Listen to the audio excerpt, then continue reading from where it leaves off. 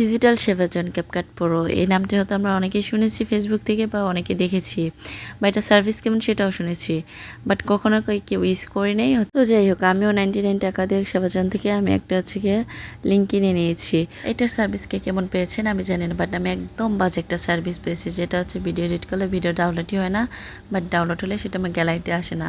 আমরা সবাই জানি ক্যাপকাটে অনেক সুন্দর ভিডিও বানানো যাবে, ভিডিও এডিট করা যায়।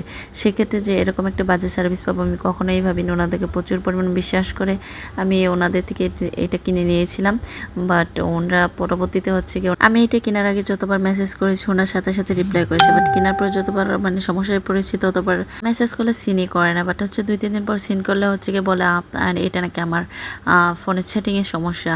তো আপনারা যদি কেউ কিনে থাকেন অবশ্যই আমাকে জানাবেন যে না আপনারাও কিনে এরকম প্রবলেমে পড়ছেন কিনা, না শুধু আমিই পড়েছি।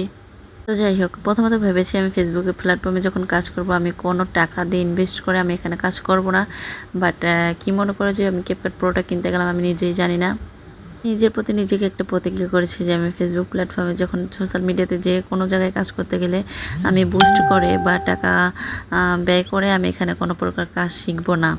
এখন অনেকে কোর্স শিখতেছে, অনেকে অনেক কিছু শিখতেছে মনিটাইজেশন পাওয়ার জন্য। আমি কিন্তু আজ পর্যন্ত কোনো কোর্স বা কোনো টাকা দিয়ে কোনো বুস্ট করে আমার ভিডিও বা ফটো ভাইরাল করা এসব আমি কিছুই করিনি বা করবো না।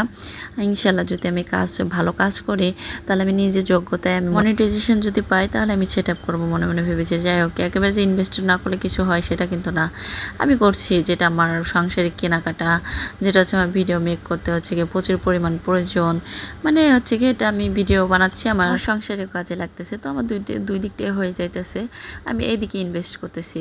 বাট এই যে আছে অনেকে কোর্স শিখতেছে, অনেকে মনিটাইজেশন পাওয়ার জন্য মানে অনেক কিছু শিখতেছে, আমি এইসব কিছু করি নেই বা করবো না। যাই হোক, ইনশাল্লাহ আল্লাহ ভরসা, দেখা যাক সামনে ভবিষ্যতে কী হয়। আর আমি তো মনে মনে ভেবে নিয়েছি এবার যদি ফেসবুক থেকে আমি কোনো প্রকার হচ্ছে গিয়ে হেরে যাই তাহলে আমি আর ফেসবুক ইউজ করব না। এর আগে আমি একবার ভিডিও মেক করছি, আমার ভিডিওটা ভালো পরিমাণ রিচ হয়েছে, ভালো পরিমাণ আমার ওয়াচ টাইমগুলো সব পূরণ হয়েছে, মানে সব কিছু হওয়ার পর দেখা যায় যে যখন আমার সেট আপ আসছে তখন হচ্ছে কি আমার এনআইডি কার্ড ছিল না, মানে হচ্ছে বিভিন্ন ধরনের সমস্যার ভিতরে আমি ফেস করছি। তো এখন আমি সব কিছু মানে ব্যাঙ্ক অ্যাকাউন্ট ছিল না, মানে কিছুই ছিল না এক কথা বলতে গেলে, এখন আমার সব কিছু আছে। এখন আমি চাচ্ছি নিজের জগতে কাজ করে নিজের প্রতিভাকে খাটিয়ে সব কিছু মানে নিজের ব্রেন মস্তিষ্ককে খাটিয়ে নিজের জগতে মনিটাইজেশন পাওয়ার জন্য। এখন দেখা যাক সামনে কি হয়, যদি আমার ভাগ্যে থাকে তাহলে হবে, না হলে নাই। আর এমন না যে আমাকে ফেসবুক থেকে ইনকাম করে খেতে হবে, ফেসবুক থেকে ইনকাম না করে আমি ভালোভাবে চলতেছি, খাইতেছি, পড়তেছি। তো আল্লাহর রহমতে আমার হাজব্যান্ড আমার ছোটো ছোটো স্বপ্ন, ছোটো ছোটো আশা ইচ্ছাগুলো পূরণ করার চেষ্টা করে সবসময়। আমি যখন যেটা বলে আমাকে সেটা এনে দেওয়ার চেষ্টা করে তার সাধ্য মতন অনুযায়ী, মানে সে আমার কোনো কিছু অপূরণিত রাখে না। আর আমরা যেহেতু যেরকম মানুষ আমাদের স্বপ্নগুলো কিন্তু তেমন ছোট ছোট, আমাদের কিন্তু অত বড় বড় কোনো স্বপ্ন বা আশা নাই।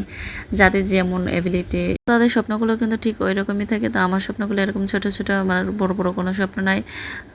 আমি আমার হাজব্যান্ডের কাছে সেগুলো আবদার করি যেটা সে পূরণ করতে পারবে। আল্লাহর রহমতে আমি তার কাছে কখনোই বড় কিছু আশা চাওয়া মানে হচ্ছে সে যেটা দিতে পারবে না আমি কখনোই তার কাছে সেটা আবদার করি না, আর আমি না চাইতে সে অনেক কিছু এনে